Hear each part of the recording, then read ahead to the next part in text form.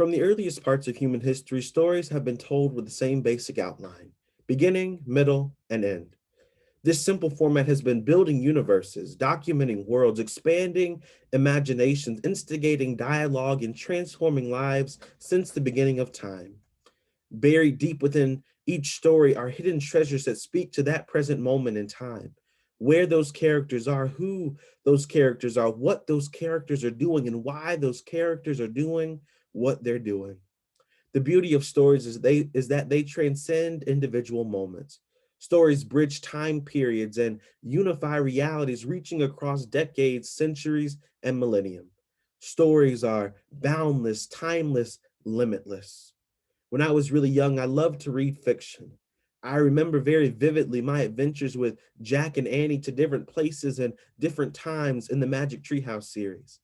I too wanted to explore the world, to see different people and places. The stories I read transported me there and enabled me to see a world far beyond my small city. During my time in middle school, I wasn't reading much, really, who was? My life was all about sports and television and friends. Still, unbeknownst to me, my life revolved around stories. After a game, my teammates and I would recount the happenings to our other friends at lunch. We told stories. If we watched the same television shows, we would tell the story of the previous night's episode with our personal commentary. We told stories. If there was disagreement between our friends, someone would have to tell the story of what happened and why there was discord. We told stories. Stories didn't cease to exist. I was simply overlooking them. What I was living then and now know is this: behind everything that happens, behind every person, behind every place, there's a story waiting to be told.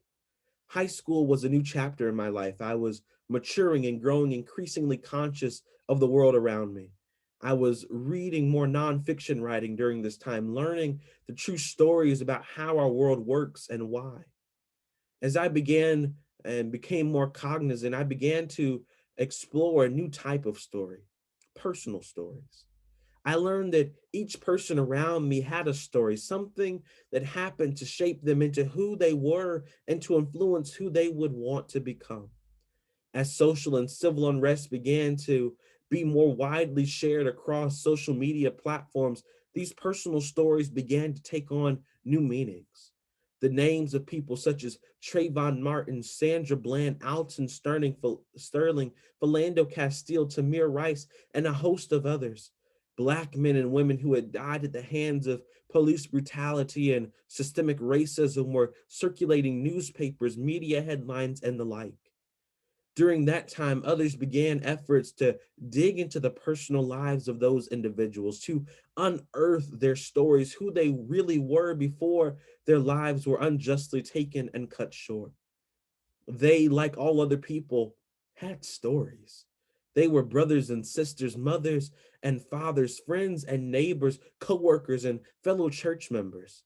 They had stories that deserved to be told, more than the dirt that the media would attempt to smear on their names because of their past mistakes. They had names and identities and personalities, which all had a story behind them. My life up until now has the basic components of a story. I've got a beginning and a middle, but I don't have an end yet. And that's because my story is still in development. All that I've experienced until now has landed me where I am today, a student at the Howard University. But this isn't my conclusion. My time at Howard is shaping and developing me for the vast world beyond. And if you're listening to me right now, you too have a story that is still in development. You might be young, old, or in between, and still there is more life for you to live, more sights for you to see, more places for you to explore. You and I are writing our stories in real time. We are adding paragraphs and pages to our story each and every day. And we have a unique power as authors. It's the same power that I loved and envied as a child when I read stories.